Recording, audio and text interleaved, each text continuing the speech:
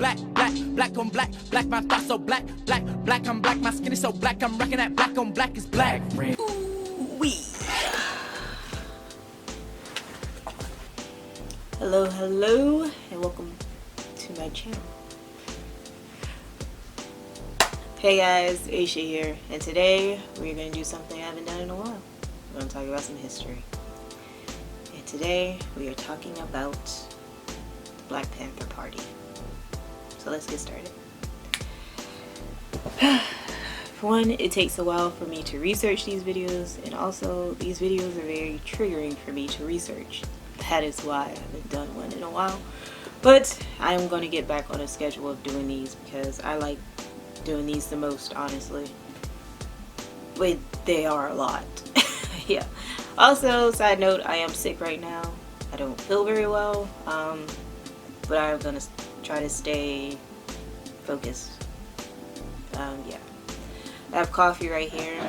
Although I probably should have gotten tea, but I don't know. I figured coffee would give me more energy. So yeah. Also, today is the anniversary of SpongeBob. SpongeBob's anniversary.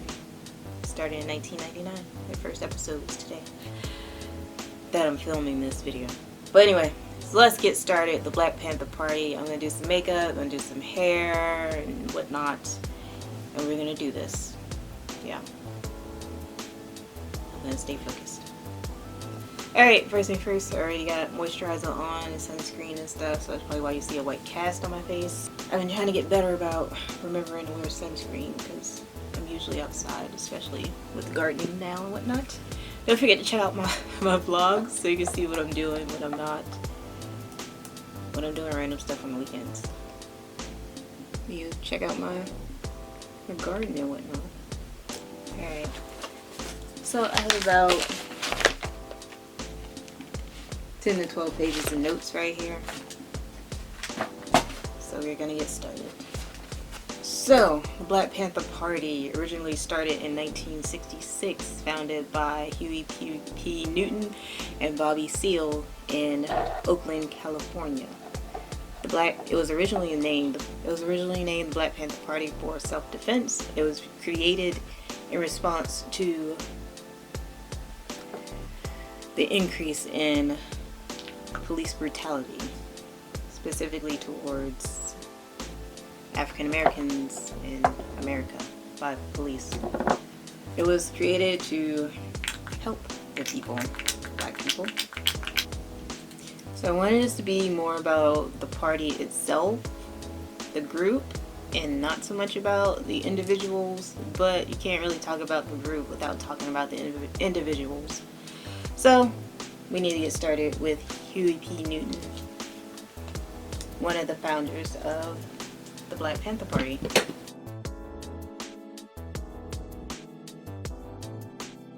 So Huey was born February 17th in Louisiana, Monroe, Louisiana, February 17th, 1942. And it was interesting enough, I read that he graduated high school. He was illiterate when he graduated high school, which was very strange to me. Like, obviously their standards were different back then. Like test-wise and stuff. I'm sure they didn't have standardized tests and stuff back then. Because you can't even make it to the next grade without a standardized test these days. In public school and whatnot. So I'm not sure how he made it through high school and graduated while illiterate, but that's what I learned. And he taught himself to read and write before he went to college, and he went to Merritt College in Oakland, and then he went on to go to law school. He went to the San Francisco School of Law.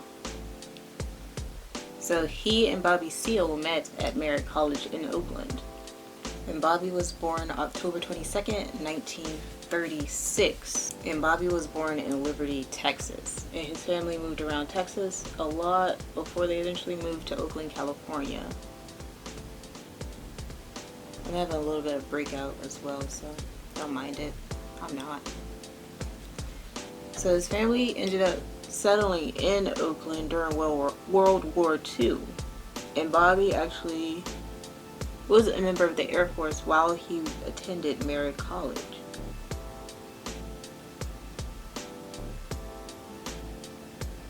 He joined the African American Association at Merritt College, and that's where he met Huey.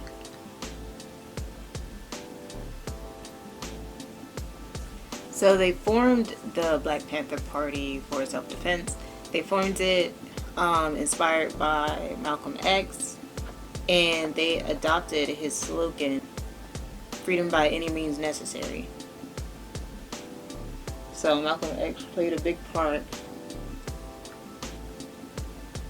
in how this whole group was set up and run, basically. So Bobby Seals was the chairman, and Newton was the Minister of Defense. And they were inspired by Stokely Carmichael, who coined the phrase Black Power, and they also used his emblem, the Black Panther. Eventually they adopted the emblem of the Black Panther. And he had his own political party that he founded in 1965. Let me do my eyebrows first so I can get more into it. Where did I first hear about the Black Panther Party? Where did I first learn about them? Interesting enough, was not in school, was not in a book or anything. I first saw and heard of the Black Panther Party on Nickelodeon. Yeah, I remember specifically because I remember exactly where I was. I remember the image I saw too. And then also they showed the clip of the two athletes at the Olympics and the Australian man at the Olympics, and the two athletes had their fists up. You know the image. But yeah, it was during Black History Month, and they specifically talked about the Black Panther Party and Huey P. Newton and Bobby Seale, and I was like, oh, that's really cool. And it was we never learned about it in school. We never talked about it in school. But yeah, I don't know, that always stuck with me. But Nickelodeon and Cartoon Network, they were very ahead of their time. Like, with all this stuff, like, they were very inclusive. They're like, hey, we got kids, we got customers all over the world, all different races and stuff. We need to reach out to all of them, and that's what they did. So, good for them. And they still do that to this day, too. I mean, I know they all have their issues and stuff, but they're doing something right. And like I keep saying, created to protect against police brutality, which we still got a lot going on today. We're still trying to, it's like a whole nother group formed because of that. Because Black Panther Party, now we have the Black Lives Matter. It's like, it keeps happening, keeps going in response to what keeps happening, what keeps going. I always forget to do stuff. So I have so many palettes, but I really like this one. It's like, it's not too bright, it's not too nude, it's like, it's just right. So let's do it. Let's do it. So as a lot of us know, there have been some issues in this country, to say the least. To put it nicely, we've had some issues in this country.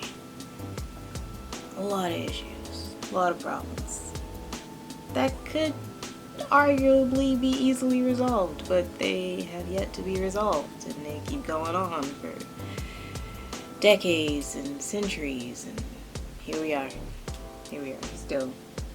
So anyway, a lot led to the creation of the Black Panther Party. Joblessness, poor health conditions, reduction in public assistance, poverty, violence, chronic illnesses, etc. This led to urban uprisings, and which led to an increase in police brutality, which, led to many other things, which eventually led to the creation of the Black Panther Party. Also, the assassination of Malcolm X in 1965 also led to the creation of the Black Panther Party for self-defense.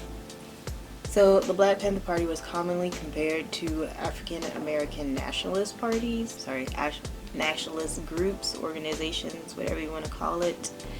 I never heard of this before until researching this. I'm like, oh, it's wild. like the Universal Negro Improvement Association and the Nation of Islam, which they did not really like being compared to those groups.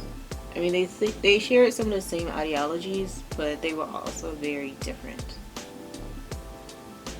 A lot of those groups were very anti-white or anti-non-black, anybody non-black. And that's not what Black Panther Party was about. Or the Black, I keep on. They eventually changed their name because of that. But that's not what they were about. Like, they weren't anti-white or anti-everybody except black people. So yeah, black nationalists generally viewed all white people as oppressors, and the Black Panther Party didn't. They viewed, they recognized that there were racist white people and non-racist white people. And they worked with non-racist white people to, get their message out and, to help move forward and whatnot and make a better world. That was their goal. Black nationalists viewed, like I said, all white people as oppressors and all black people as the oppressed, but Black Panther Party saw that there were some black elites that were part of the oppressive group. So they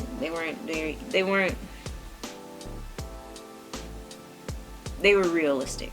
I should say they were realistic. Yeah, they saw and believed that the black elites and the capitalists could oppress black Americans, and did, and they used their power, their status to oppress lower level black people, like blue collar African Americans. So they saw that there were some good and some bad in everyone. Like, you weren't just all good just because you were black, and you weren't all bad just because you weren't black. So yeah, because they didn't want to be grouped together with the black nationalists, that's when they eventually dropped the for self-defense part from their name. So they're no longer the Black Panther Party for self-defense. They were just the Black Panther Party. So growing up, I didn't know much about the Black Panther Party. I just heard about it and kind of knew it was like, oh, okay, they were trying to fight against oppression. Like, generally, I just knew, like, it generally. I didn't really know the details of what they did. I did hear, they started the free breakfast program and stuff, but that was about it. That's all I knew.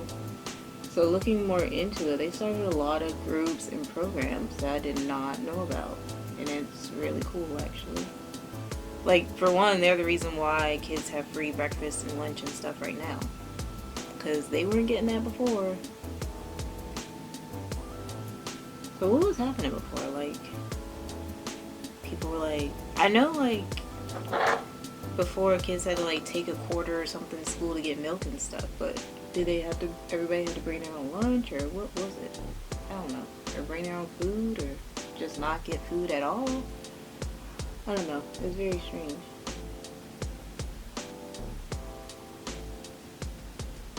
So the free breakfast program was started in 1968 in Berkeley, California, and by 1969 it had reached 19 cities where kids were given free breakfast before attending school.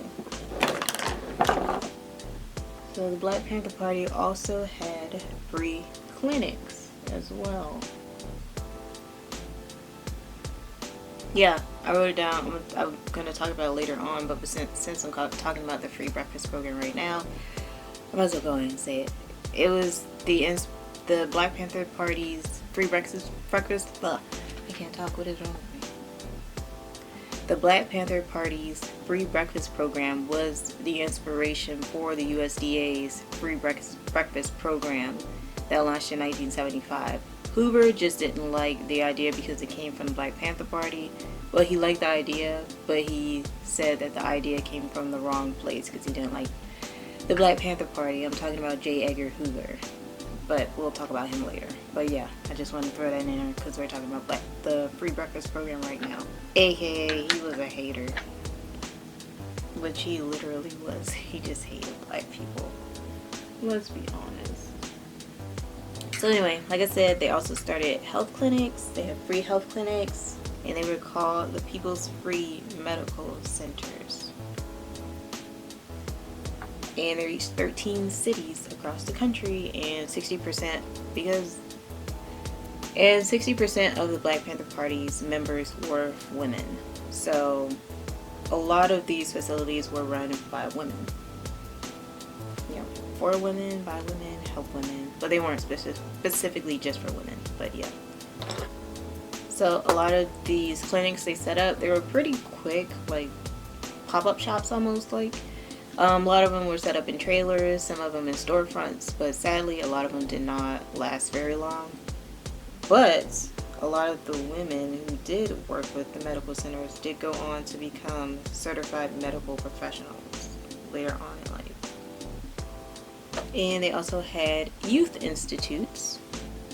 Yeah, these youth institutes were established in 1970 or 1971. They were originally called the Intercommunal Youth Institute, then changed to Oakland Community Schools in 1973 and 1974. And their goal was to help the youth reach their highest potential and to become as successful as they possibly could. I like how they didn't really want anything, they just wanted to help. I like that.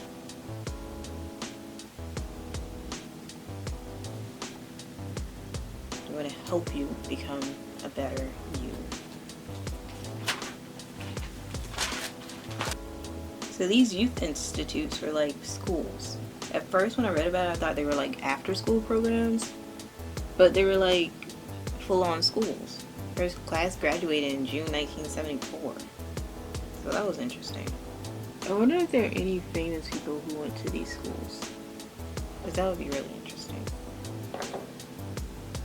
I could look it up.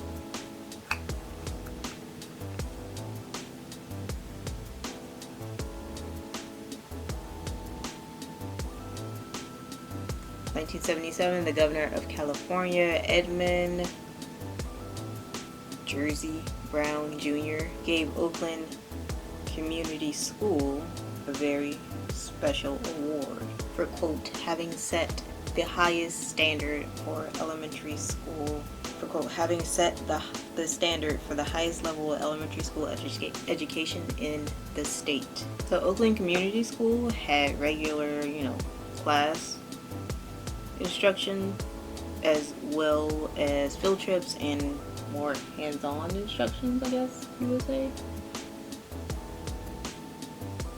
Like, the school is very different because it focused more so on practical skills like raising consciousness and about the community and how you can help your community and stuff, and things to be aware of, like real life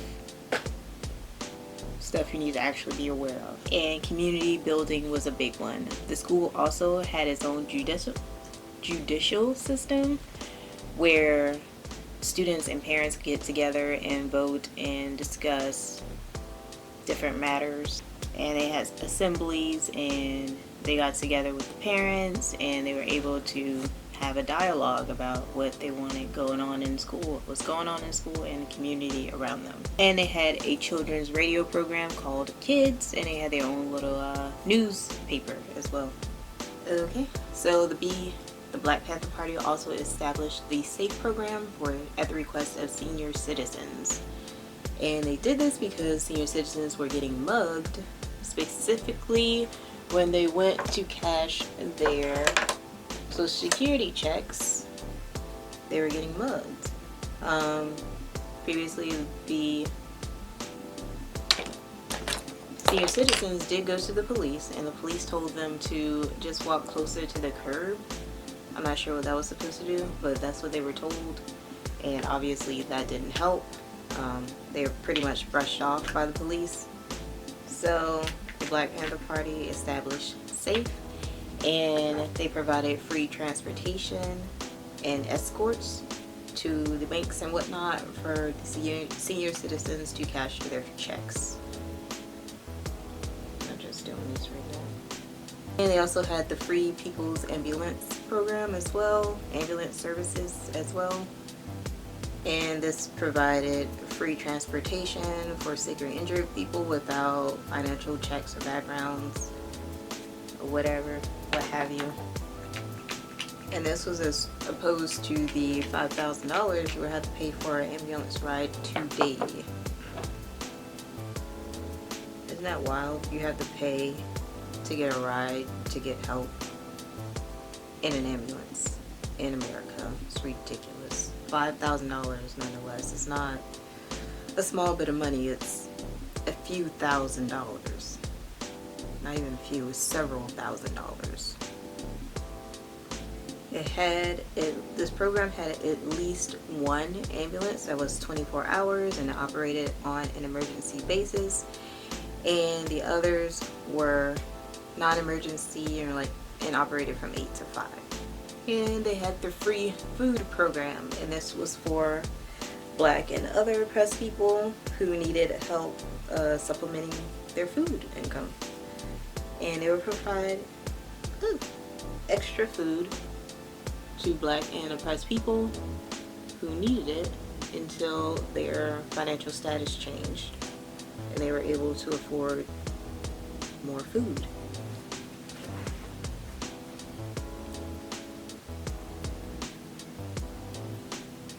More and or better food options for themselves. This is what it looks like. It's a lot.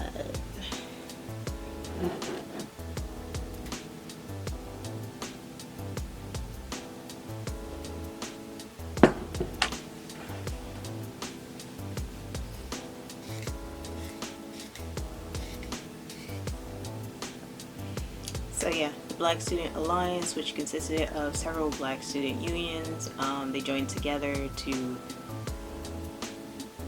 create a program which on their campuses which allowed, well, they had the goal of creating a solid program on the campus to unify the student body and the Black students with the Black community. They instituted a program for free books and supplies, childcare services, financial aid, free food at a reasonable, nutritious food at a reasonable price. They demanded relevant courses and better instructors. And the Black Panther Party also had their own newspaper, which was essentially the heart of the Black Panther Party because they let everyone know what was going on, as news outlets do. It was a tabloid-sized paper published every week starting in 1967. It was 24 pages long, copywritten by Huey P. Newton, and distributed nationwide. It contained information about the Black Panther Party and their various chapters all across the nation, and news about Black people and other oppressed communities in the country and around the world, and general news about what was going on in the world in general.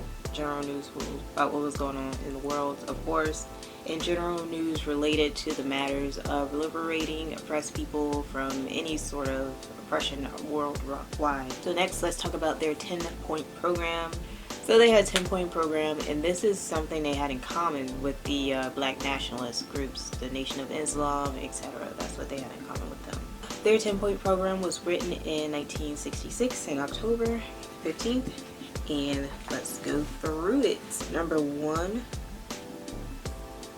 was, of course, we want freedom. That's number 1, obviously. Yeah. We want freedom. Very cut and dry. It says, we haven't power to determine the destiny of our Black community. We believe that Black people will not be free until we are able to determine our destiny. Very reasonable. Number 2 is we want full employment for our people. Believe that the federal government is responsible for giving every man employment or guaranteed income. Number 3, we want an end to the robbery by the capitalists of our Black community. Believe that racist government robbed us and demanding our overdue debt of 40 acres and 2 mules. Long overdue. Still hasn't seen that come in yet. Number 4, we want decent housing fit for the shelter of human beings. Again, reasonable. 5, we want education for our people that exposes the true nature of this decadent American society. Number 6, we want all black men to be exempt from military service. We will not fight and kill other people of color in the world who, like black people, are being victimized by the white racist government. During this time, of course, that's when the draft was going on, so they were being forced into this. Number 7, we want an immediate end to police brutality and the murder of black people. Number 8, we want freedom for all black men held in federal, state, county, and city prisons and jails. And number 9, we want all black people, when brought to trial, to be tried in court by a jury of their peer group. Number 10, we want land, bread, housing, education, clothing, justice, and peace. So let's get into the demise of the Black Panther Party and some of its key members, etc. So John Edgar Hoover, I'm sure we all know that name. John Edgar Hoover. He was the director of the FBI He was the director of the FBI for 48 years, from 1924 until his death in 1972. In 1968, Hoover said, quote, "The Black Panther Party is without question the greatest threat to internal security of the country." And from then on, he used all his power within the U.S. government to wage war against the group.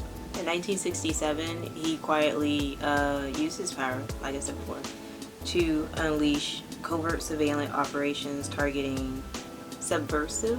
He used his power to target subversive civil rights groups and black leaders, including the Black Panther Party, Martin Luther King, Malcolm X, Elijah Muhammad, and so many more. The objective, according to the FBI, according to the FBI memos, was to expose, disrupt, misdirect, discredit, and otherwise neutralize the radical fight for the black rights and black power. The FBI's surveillance of African Americans and black rights organizations that the FBI labeled as black extremists and black nationalists, hate groups, grew out of the Bureau's larger espionage organization, COINTELPRO. It was launched in 1956 to snuff out communism in the U.S. Other radical groups were added soon, like socialists and anti-war activists. That was when everybody was going around claiming anybody was communist, and they would just snatch them up off the street and interrogate them for hours because they were accused of being a communist. This place. Hoover viewed it as there were communists in these civil rights groups, not like they were black people fighting for their lives. And basically the threat of communism became a way to undermine the black radical movements. So, and also the FBI would spread rumors to incite the groups into violence. One example is they sent a letter to the Black Panther Party from one of their opponent, I don't know how you would call it. They sent a fake letter from the U.S. organization, which was another Black Panther group, which was another Black Party group.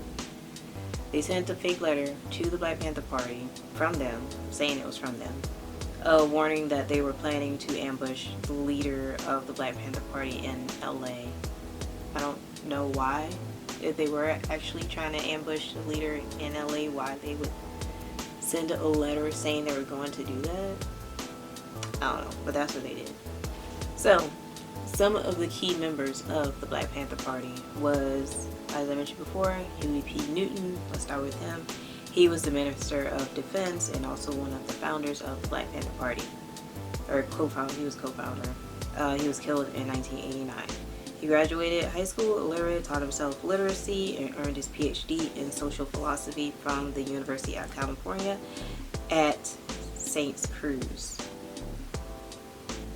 History of Consciousness program in 1980. In 1989, he was murdered in Oakland, California by Tyrone Robinson, a member of the Black Guerrilla family. He was on parole and he admitted to the murder to the police, claiming self-defense. But no weapon was found on Newton to support that argument. Robinson stated that his motive was to advance in the Black Guerrilla family, a Marxist-Leninist narcotics prison gang, in order to get a crack franchise.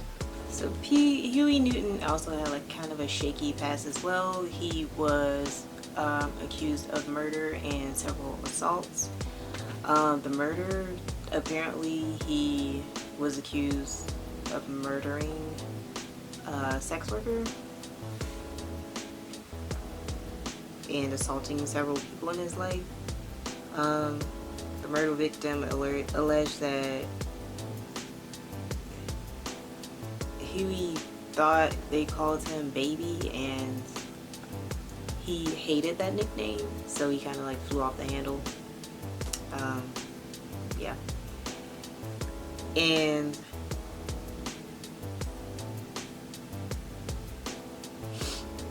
as well, he was also accused of assaulting his tailor, which he also thought that person called him baby as well, and he flew off the handle about that as well. All the charges were eventually dropped, but he and his wife fled to Cuba for a few years to escape the assault charges, but came back, and yeah, the charges were dropped in 1977.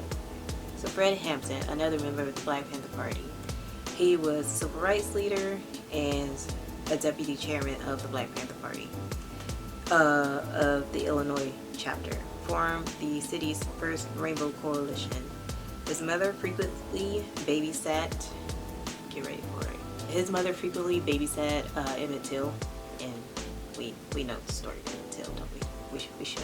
I'm still gonna do a video on it later on, but Emmett Till was lynched in 1955 in Mississippi when he was visiting relatives. He was only 14 years old.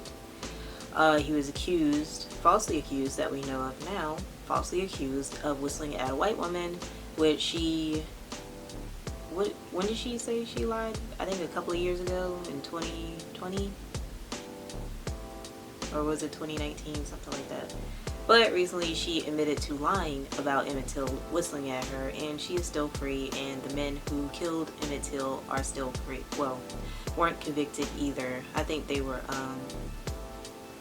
found not guilty, or were they found, what was it? Yeah, they didn't go to prison. They served no time. So yeah, we all know that the murder of Emmett Till played a big role in the Civil Rights Act, like starting the Civil Rights movement. So yeah, it also played a big role in Fred Hampton because he knew him personally, you know, his mom babysat him, etc. So because of this and Fred's own experiences with racial injustices in their suburban community, Fred was very aware of the world he lived in and he wanted to do something about it. So while attending high school, he organized a student section of the NAACP. He served on his school's interracial cross-section committee, a club that helped white students confront their racial beliefs or racist beliefs. He graduated his high school with honors and enrolled in a pre-law program at Triton. He attended a public community college near Maywood. He participated and led in several demonstrations, one in particular for an integrated public pool closer to their neighborhood. The closest one there at the time was 5 miles away, and of course a lot of them had to walk because they didn't have transportation, and 5 miles is a long way to walk. After experiencing several negative run-ins with the cops at rallies and demonstrations, 1968, Hampton left In 1968, he gave up on the by-the-book NAACP practices and joined the Black Panther Party as one of the Illinois' original members. And almost as soon as the Chicago chapter started, the FBI started monitoring them. Like, they were already on it. The Illinois chapter launched community service projects like the Oakland chapter. The free breakfast program was the inspiration for the, like I said before, it was the inspiration for the USDA's free breakfast program and free lunch we have now. In Richmond, Virginia, FBI agents, yeah, they were doing their whole little lying thing again. So the FBI warned parents in Virginia that the Black Panthers were using free breakfast to teach racial divisiveness. In San Francisco, a rumor spread that the food was contaminated by venereal disease. One former member claimed that the night before the Chicago free breakfast program was supposed to begin, quote, the Chicago police broke into the church where the Panthers had the food and mashed up all the food and urinated on it. The opening was delayed, but the vandalism sparked support from the community. So Fred Hampton also started the Rainbow Coalition, which brought together groups that otherwise would have no positive contact. It provided aid to low-income citizens by combining the members' various resources. So in 1969, on December 4th, a 14-man team of police officers raided Hampton's home on the west side of Chicago. They believed they would find a stockpile of weapons, including illegal weapons. The police received the apartment layout from the FBI, and they were provided info about the meeting from their informant, William O'Neill. And William O'Neill was a black teen who was arrested for stealing a car and driving under the influence, and then crashing the car. He was the Illinois chapter security director, so he was a member of the Black Panther Party.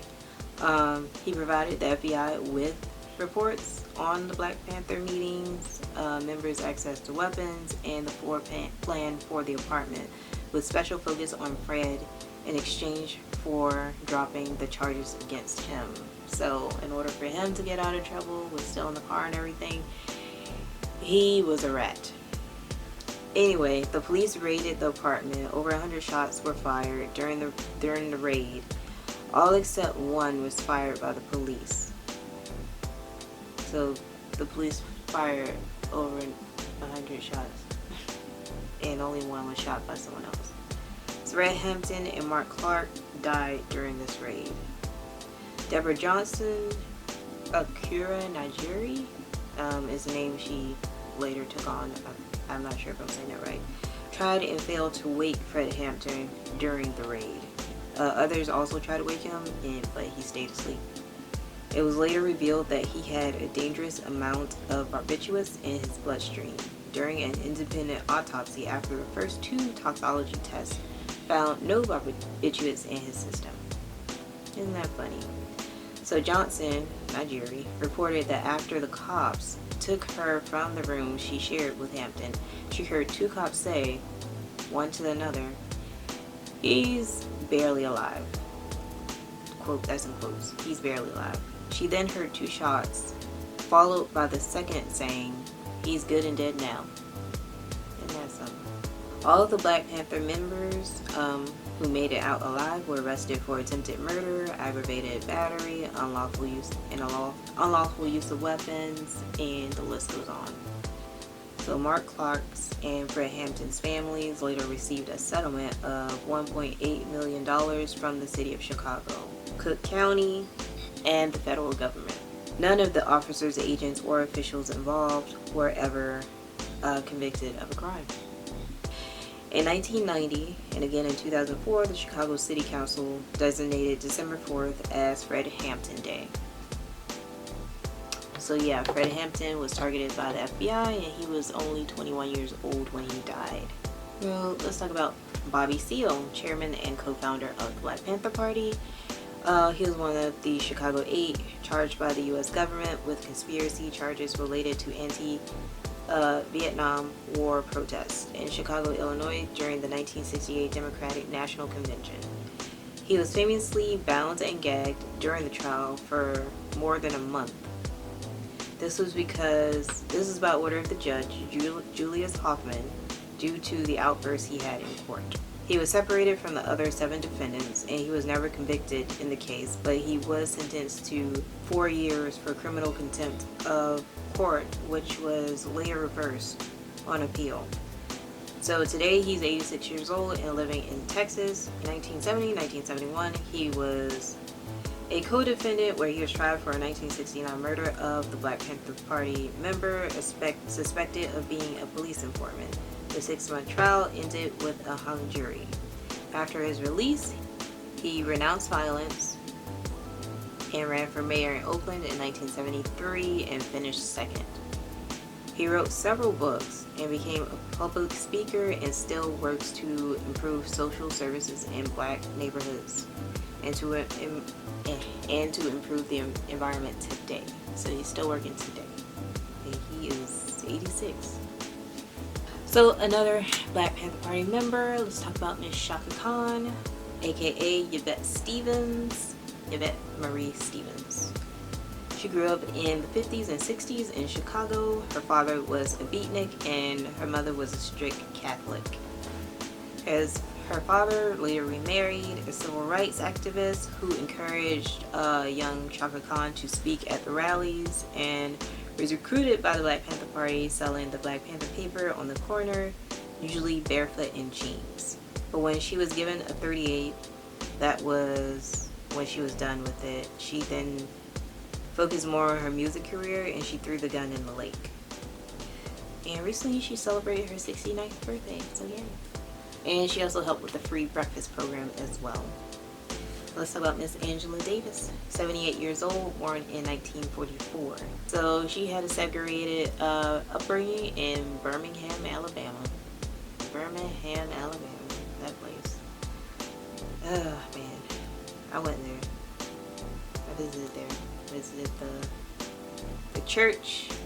Visited the museums. Yeah. Her neighborhood was nicknamed Dynamite Hill due to the number of homes targeted by the KKK. It's funny how the FBI targeted the Black Panther Party, but nobody's doing anything about the KKK. It's still running rampant today, and it's sparked other smaller groups that are now running rampant as well as still the original KKK, and that's something. But no, the Black Panther Party was the issue. Okay. As a teen, she organized interracial study groups, which were broken up by the police. She also knew several of the young girls killed in the Birmingham church bombing of 1963, which I will talk about later as well. In another video, I'll make a video about that. She later moved north and studied philosophy at Brandeis University in Massachusetts. In the late 1960s, she joined several groups, including the Black Panther Party. She was hired to teach at the University of California, but was fired due to her association with communism. She took them to court, and she won, and she got her job back. She still left, though, in 1970 after her contract was up.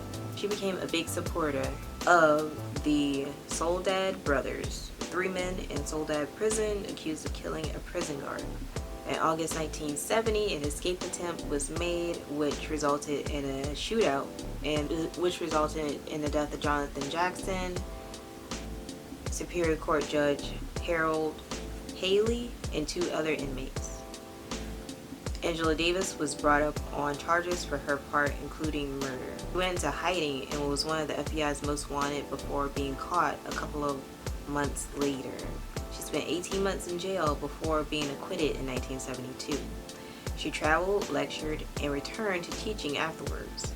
She served as a distinguished professor at the University of California, Santa Cruz before retiring in 2008, and she also wrote several books. So Bobby Hutton, another member, but all these people are members, obviously, of the Black Panther Party. Bobby Hutton, 1950 to 1968. He was a kid. Robert James Hutton, aka Bobby, or Little Bobby, was the first recruit and the first treasurer of the Black Panther Party at just 16 years old. He was also the first member to be killed by the police. Born in Arkansas, his family moved to Oakland after being harassed by racist vigilante groups connected to the KKK. So, yeah. He stated he joined the Black Panther Party because he wanted to make a difference in his community and he believed in their 10-point program. In 1967, he participated in a demonstration by the Black Panther Party at the Cali State Capitol building to protest the Mulford Act, which prohibited the carrying of firearms in any public place. He and several others were arrested for carrying weapons into the Capitol and again for violating an 1887 law prohibiting the carrying of firearms adjacent to the jail. In April 1968, 2 days after the assassination of MLK, riots raged across the country. So Hutton and other members of the Black Panther Party were traveling by car and they collided with the police in Oakland. And during the confrontation, 2 of the police officers were shot. They didn't die. They were just wounded. They didn't die. Hutton and Eldridge Cleaver fled into an apartment where they had a 90-minute shootout with the Oakland Police Department. Cleaver was wounded and Hutton voluntarily surrendered. He walked outside in his underwear. Like, he stripped down to his underwear to show that he was not armed. He had his hands up, and yeah. Well, the police shot him more than 12 times, causing his death, of course. Later in 1980, Cleaver admitted that he and Hutton ambushed the police before the shootout in response to the assassination of Dr. King. Another cop was quoted as saying he wasn't part of the shootout, but he was there. So he witnessed it, but he was quoted as saying that it was first-degree murder, Hutton's death. The police who were there said that Hutton came out running with a trench coat on, and they thought he had a gun, but yeah, and he didn't. But yeah, which is wild because I saw somebody posted this on, I think it was African Archives that posted this on Instagram about Hutton. Like, they had a slideshow about Hutton. And one guy, there's always one guy, of course, some random white guy in the comments saying, well, he had a shootout with the cops, a 90-minute shootout with the cops, so what did you think was gonna happen? I'm like, the other guy didn't die. They wounded him. He didn't die. Yeah, Cleaver didn't die. He was wounded. So take him into custody. That's what was supposed to happen. That's how it works. They don't get to execute you. But he kept going on and on. I wasn't involved in this because I'm not going to go back and forth with some random. But I saw other people responded to him. I'm like, some people just don't want to understand. They don't care. They just want to be them. They don't care. They don't care. They just want to justify it. And so a lot of people were going back and forth with them, like, oh, but basically saying like to not murder him. And he was like, well, if you have a shootout with the cops, then obviously you're gonna get killed. I'm like, no, not if you come out with your hands up and not if you come out stripped down to your underwear with no weapons on you. You're not supposed to be murdered, because like the other cop said, it was first-degree murder at that point. And if they believed what they were doing was right and it wasn't, you know, they were allowed to murder him or kill him or whatever, then they wouldn't have lied and said, oh, he was wearing a trench coat and running down the street. And even then they said, oh yeah, he didn't have a gun on him though, but we thought he did. So yeah, it was just, yeah. So yeah, at the party's height, they had over 2,000 members. So I'm not going to go through all of them, of course, but these were just some of the, I don't know, some of the ones I wanted to talk about. And the last one I'm going to talk about is Afeni Shakur. Afeni Shakur, aka Tupac's mom. But that was not always her name, I learned. She was actually born Alice Faye Williams in North Carolina. She moved to New York in 1958 with her mom and her sister after her mom left her dad due to abuse. She was an American political activist and former member of the Black Panther Party. She started using cocaine at the age of 15, sadly, and struggled with addiction most of her life. She joined the Black Panther Party in 1964, and she said the group took her rage and channeled it. They educated my mind and gave me direction, is the quote. In 1968, she moved in with a fellow member. I'm gonna mess this name up, but I'll put it on the screen. Lumumba Abdul Shakur, and changed her name to Afeni Shakur. She wrote articles for the Panthers newsletter, the Panther Post. On April 2nd, 1969, Shakur and 20 other Panthers were arrested and charged with several counts of conspiracy to bomb police stations and other places in New York City, other public places in New York City. It became known as the Panther 21 trial in 1971. When they went to trial, it lasted more than 5 months. Shakur defended herself despite objections from her co-defendants. She was largely responsible for defeating the prosecution's case. Yeah, that's very impressive. She defended herself and she actually won. On June 16th, 1971, she gave birth to a son, Lassane Parrish Crooks, whom she later dubbed Tupac Amaru Shakur, which means shining serpent in Inca.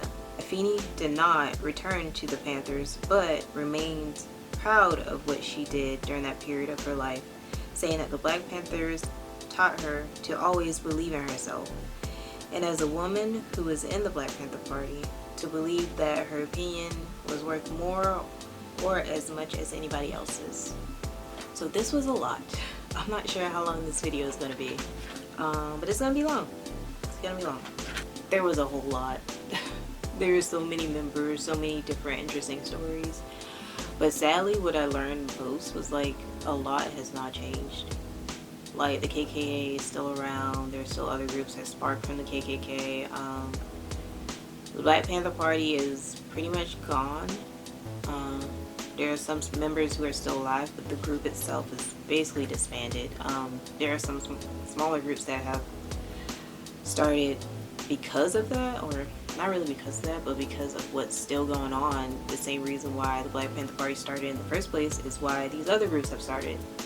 Also, police brutality, injustice, racial injustice, and all this other stuff. So, yeah. It's sad that not much has changed. That always bothered me though. But, I mean, I know why. Because, I mean, the FBI, these government, FBI, the police, etc., targeting these black groups, but the KKK is still running rampant, still burning down people's houses. They're still sundown towns, etc., and that's because these people are part of these political parties. They are part of the FBI. They are part of the police departments, and that's why all this is happening. And this is here we are. So yeah, I'm very tired. In my research, I did learn a whole lot that I did not know before. I learned that they did a lot for the community. They did a whole lot for the community, and they worked a lot to bring other groups together. I honestly thought they were like, because that's what we were kind of told, like they were kind of like these other black nationalist groups, which is a term I've never heard before till now, that despise all white people, but they didn't. They worked with and wanted to help people understand and to broaden their horizons and to integrate and be better people in general and be a better community in general for everybody. So I thought that was really cool because I didn't know that.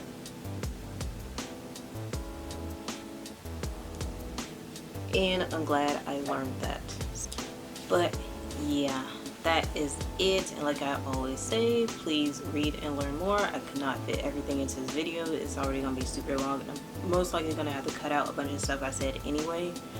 So like I said, please read more on your own to find out some more. I implore you to read some more, find out some more. And yeah, that is it. I hope you guys enjoyed. Thanks for watching, and I will be back soon-ish with another video like this because I like doing these videos, and yeah, why not? So anyway, I'll be back. Thank you for watching. Don't forget to like, comment, and subscribe, and I shall see you next time. Bye.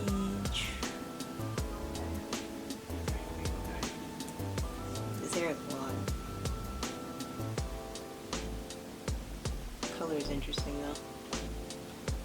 It's supposed to be auburn. It's nice. I think it is like a perfect auburn. It's very nice. I like it. I'm very tired.